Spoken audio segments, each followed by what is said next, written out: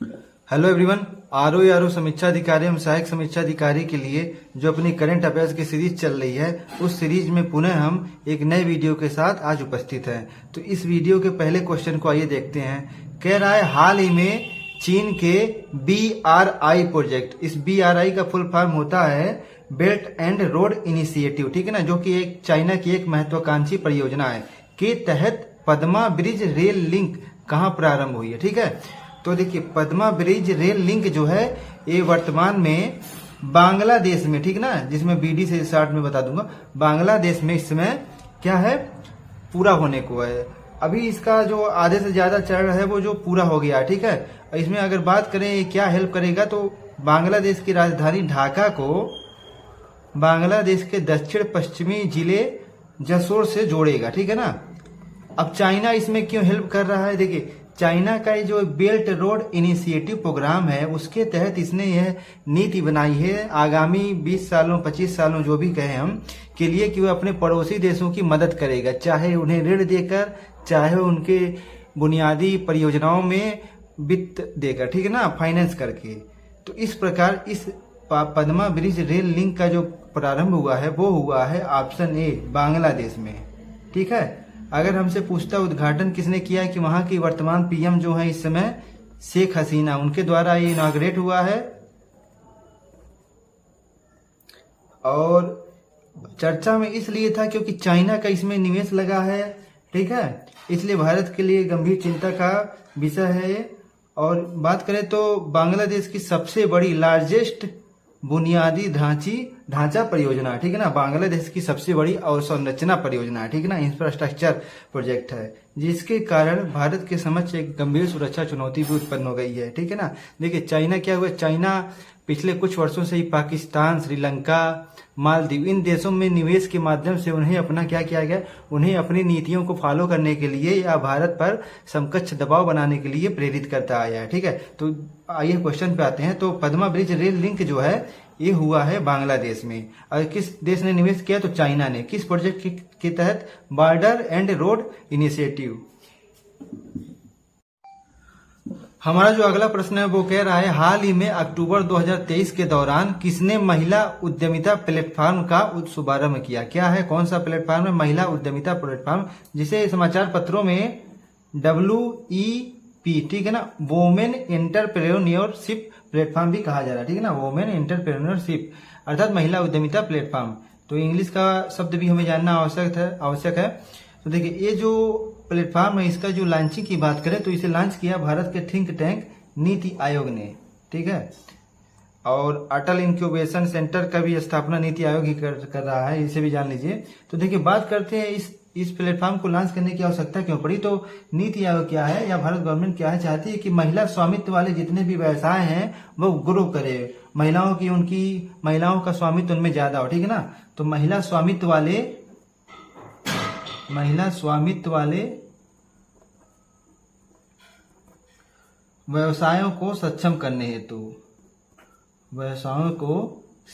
करने हेतु नीति आयोग ने महिला उद्यमिता प्लेटफॉर्म, या कहें हम वोमेन एंटरप्रेन्योरशिप प्रोग्राम का उद्घाटन किया, या प्लेटफॉर्म का उद्घाटन किया, शुभारंभ किया है। देखिए ये जो प्लेटफॉर्म है ये इसका दूसरा चरण है, सेकंड स्टेज है। प्रथम बार ये शुरू हुआ था वर्ष 2017 में, ठीक है। तो ये बातें भी जानने हमारे, फिलहाल हमारे आरओ के लिए ये महिला उद्यमिता प्लेटफॉर्म इंपॉर्टेंट प्रश्न रहेगा, जो कि नीति आयोग से संबंधित है। अगर हमसे ये पूछता है कि किस वर्ष शुरू हुआ था, तो 2017 में शुरू हुआ था, वोमेन एंटरप्रेन्योरशिप को बढ़ावा देने के लिए, ठीक है। तो option A is the correct answer.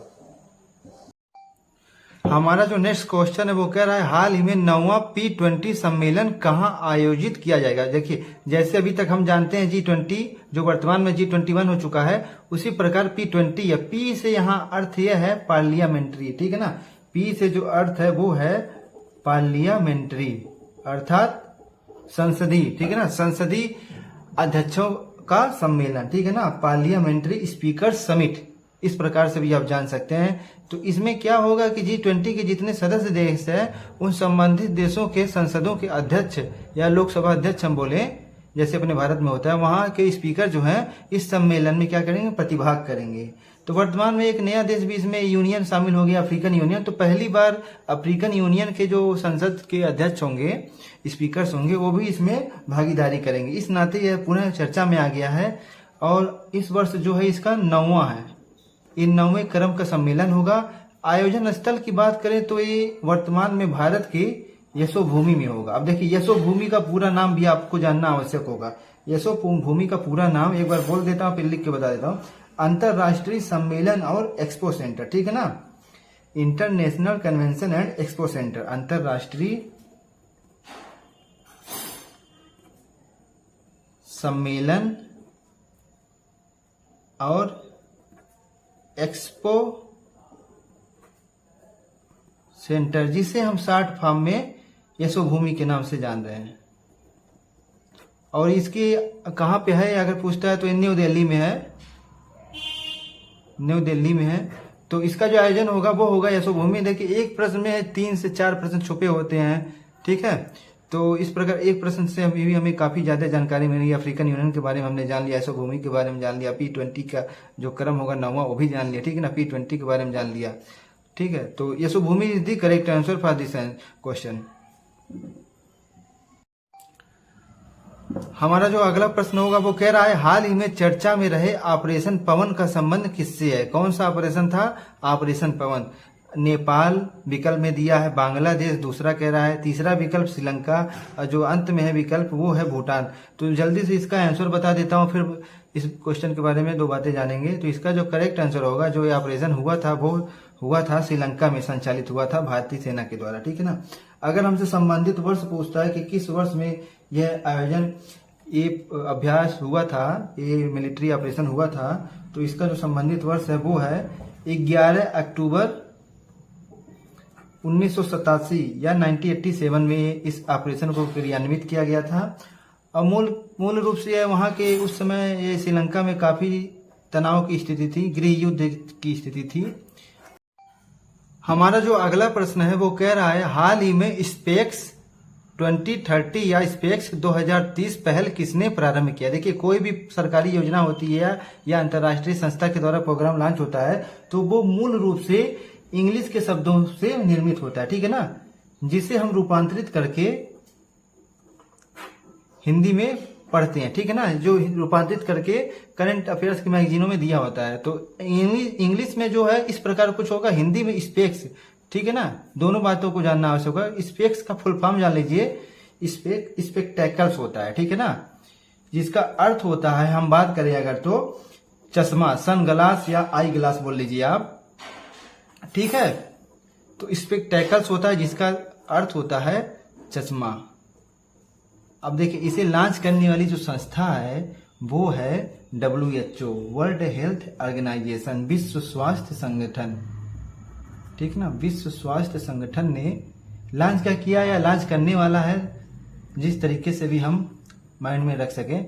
देखिए ये पहल काफी वर्षों से लंबित था, हाल फिलहाल WHO ने इस मुद्दे को फिर से उठाया है, इसलिए इंटरनेशनल मीडिया में काफी ज्यादा हाईलाइट हो गया है। इस पे टैकल्स जो कि सदस्य WHO के जितने भी सदस्य हैं, WHO ये चाहता है कि उन सदस्य देशों के जो निवासी हैं वहां पे उनका जो, अगर वो चश्मा यूज करते हैं तो चश्मा हटा दिया जाए, ठीक है ना, उनको गुणवत्तापूर्ण नेत्र देखभाल की सुविधाएं दी जाए, ठीक है ना। मुख्य रूप से जो गरीबी रेखा से नीचे के लोग हैं, बिलो दी मिडिल क्लास, ठीक है ना, बिलो दी पॉवर्टी लाइन के लोग हैं, बात समझ गए होंगे आप। तो WHO जो है स्पेक्स 2030 या 2030 प्रोग्राम का क्या किया है, शुभारंभ किया है। तो इस प्रकार हमारा ऑप्शन बी जो होगा वो करेक्ट होगा, ठीक है। तो स्पेक्स आप स्पेक्टेकल्स से संबंधित करके देखना, नेत्र से संबंधित है, ठीक है ना। ये जो संबंधित है ये नेत्र देखभाल से संबंधित है। प्रत्येक व्यक्ति की अपनी खासियत होती है, वो चीजों को अलग तरीके से पढ़ता है, अलग तरीके से वो रिकॉल भी करता है, ठीक है ना। तो आपको जैसा भी सही लगे स्पेक्स को आप आई से रिलेट करिए और, ठीक है ना, तैयारी करिए। हमारा जो अगला प्रश्न है वो कह रहा है कि समाचार पत्रों में चर्चा में रहा दांदेली वन किस राज्य से संबंधित है? कौन सा वन है? दांदेली वन, ठीक है ना। एनवायरमेंट की बुक में काफी ये नाम आता है। तो देखिए दांदेली वन जो है वो दक्षिण के राज्य कर्नाटक से संबंधित है, ठीक है ना, एक बात हम जान गए।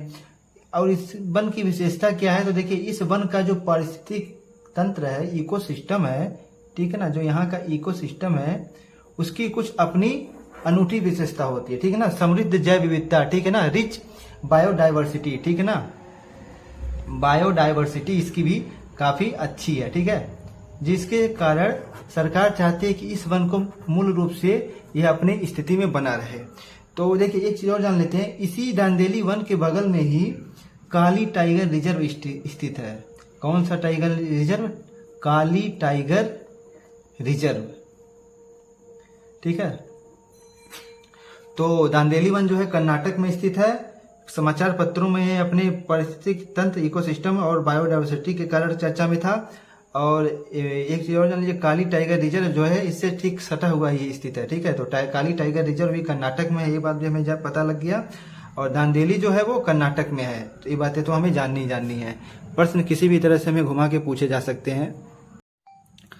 हमारा जो अगला प्रश्न है वो कह रहा है, नोबेल अर्थशास्त्र पुरस्कार 2023 के लिए किसे चुना गया है? हाल में ही कुछ दिनों के भीतर ही साहित्य के लिए, शांति के लिए, अर्थशास्त्र के लिए, ठीक है ना, क्या है, नोबेल पुरस्कारों की घोषणा की गई है, ठीक है ना। तो जो संबंधित नाम दिए हैं वो किसी न किसी नोबेल के शाखा से संबंधित है, किसी न किसी विषय से संबंधित है, जिन्हें इस वर्ष का नोबेल पुरस्कार दिया गया है। तो देखिए ये नोबेल का जो अर्थशास्त्र पुरस्कार है ये दिया गया है क्लाउडिया गोल्डिन को, ठीक है ना। पहले अपने प्रश्न का सही उत्तर देखते हैं, फिर बाकी नामों पर चर्चा करेंगे। तो क्लाउडिया गोल्डिन को जो है इस वर्ष का नोबेल का इकोनॉमी का प्राइज दिया गया है।